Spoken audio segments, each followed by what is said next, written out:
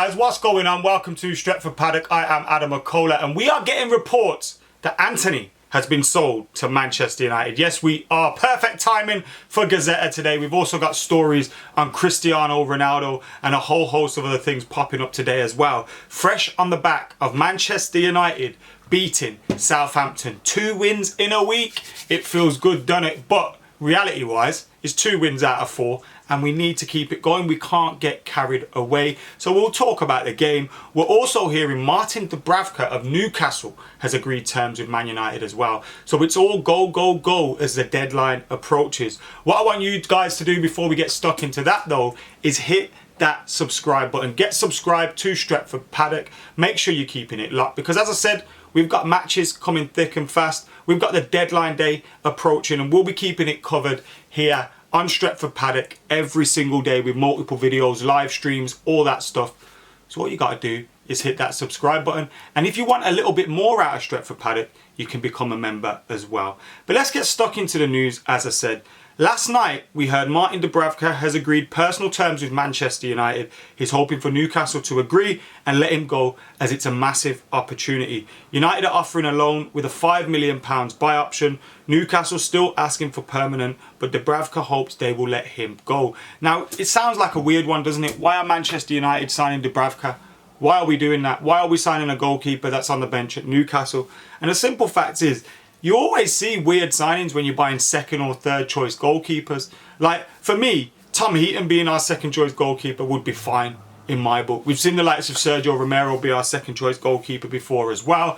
Dubravka wouldn't be an issue for me. It possibly becomes an issue if when David De Gea is injured or out of form or needs to be replaced, it could be an issue then. And then you start to think, all right, why didn't we just keep Dean Henderson? Do you know what I mean? Why didn't we? I mean, even without an injury to De Gea, you probably think, why didn't we keep Dean Henderson?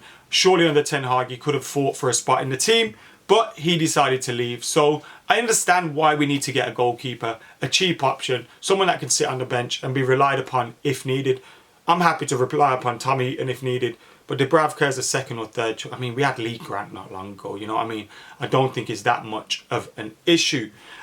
We also, before we get into this Antony story, we also are hearing from Fabrizio Romano that Jorge Mendes, behind the scenes, is offering Cristiano Ronaldo everywhere where there is Champions League. It's not graceful, this, is it? Offering him everywhere where there's Champions League football. It's a sad state of affairs when the greatest footballer of all time can't find a club that wants him and has Champions League football. It's obviously down to a lot of different factors, style of play, being able to fit someone in on those kind of wages with such a short, contract in mind. There's a lot of different things you need to consider. Obviously, Cristiano Ronaldo commercially will be great for a lot of clubs, but can they justify that by paying for him? The only kind of clubs you could see going in for him that could afford him are Premier League clubs, and Man United are going to say no chance. That's not happening. That's why the Chelsea move was almost, done instantly. So we're hearing him being offered around to different clubs. I think he will leave. We heard the other week that he was 99% done to Sporting Lisbon. And we're hearing he's being offered to Napoli. I imagine eventually it'll probably get done. Although I am noticing, the way he's posting on socials, celebrating the goal, he's trying to show people that, look, I'm not being a problem. You know what I mean? And I think maybe someone's had a word in his ear and said, look, you'll get your move. Just act right. Fix up. Don't be a little brat. But interestingly, not starting for Manchester United with no Anthony Martial available again. I think Ten Hag's done with him. I think Ronaldo wants to leave, and I think eventually he will leave. Which, look, last season we got to see some great moments from Cristiano Ronaldo. It's a shame the return hasn't really worked, has it? But it doesn't change anything for me. Still the greatest player I've seen play in a Man United shirt, and I still hold him in high regards. But yeah, it's a shame. It's a shame. And as I said, we are hearing Antony has been sold. That's from the European lad on Twitter now.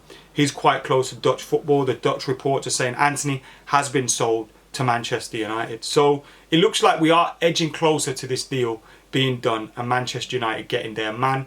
We had a bid the other day rejected of around, was it 75 million pounds. It looks like we're going to have to go in with around an 85 million pounds bid. I mean, when you look at the kind of money that we're seeing being put out there for the likes of Wesley Fofana, £85 million. They're asking £60 million for Anthony Gordon. There's so many different players that are going for crazy money at the moment. And Antony is another one of those. Yes, he's a player that we need. He's a wide player, talented, skillful, can create goals, make goals, score goals. He's the kind of player that we want to develop at the club. Is he a dead cert to succeed in the Premier League and at Manchester United? No. And that's why it will be seen as a risk. But 22 years old, Brazilian, you know, that almost adds a price onto it itself. It's like when you're buying an English player, the price goes up by 20-30 million if you're an English club. I think the same kind of be said when you're dealing with Brazilian players. But nevertheless, Manchester United seemingly going to get their man. And I think you saw against Southampton, you've seen all season that we need more in those wide positions. It's great to see Rashford getting back in the goals and back in the mix of things. It's great to see Sancho doing things again. But outside of those two, and when Martial's injured, we've got Elanga and Garnacho. In my opinion, Elanga could do the loan move. Garnacho's an exciting prospect. Can't wait to see him develop and get an opportunity at the club. But at the same time, we can't rely on him. So we do need to bring in players. If Cristiano Ronaldo leaves, we need to bring in 2 attackers. Will that happen? We still need another midfielder and a right back, in my opinion. And we're still lacking on that front. So let's say we get Dubravka, we get Antony. Hopefully there's still a few more deals out there for Manchester United to get sorted. A right back, a midfielder or another attacker.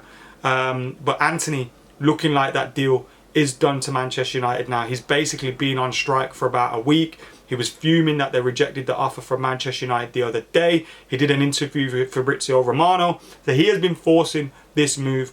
I don't think this is rumours that Manchester United want him. It's clear that Manchester United want him, and it's clear that the player wants to join Manchester United. And it looks like we may have a breakthrough on that front, and we may be about to get our man. As European Lad on Twitter is reporting, Antony has been sold, and like I said, he's quite close to all the Dutch reports on Antony. So it's looking like Antony to Manchester United is a goer. Dubravka is possibly a goer. But we still need a few more. As for Antony, I'd be delighted with the signing, to be totally honest with you. Whatever the manager wants, go get. Now, that is a policy that could come and bite us back on the arse. If, for example, the manager doesn't succeed in the medium to long term, you have to replace him, and then you've got a whole load of his signings there. But our scouting system clearly hasn't been up to scratch. We haven't given him the options or the signings available, so we have to rely on his knowledge. He's clearly knowledgeable about Antony. He's clearly worked with him before. Antony will know what he wants out of him. So I think it could be a great move. And so far, the deals that we've done, you look at Lisandro Martinez, looks good. Early days, yes, looks very good.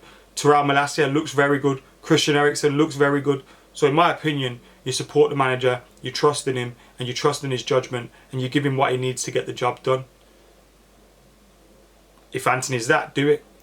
So it looks like that deal is done. Remember, once that is official and confirmed, we will have more information for you. And when the information comes through in regards to his official wages and all those kind of things, transfer fees and that, we'll let you know. But it's going to be around 84 million pounds, isn't it? Which is a whole lot of money. But yeah, I'll be back soon. Make sure you're keeping it locked by hitting that subscribe button. And also, do me a favour, head over to twitch.tv/AdamMcCullough and give us a follow and a subscribe over there. I'm doing a little bit more over Twitch. See you in a bit.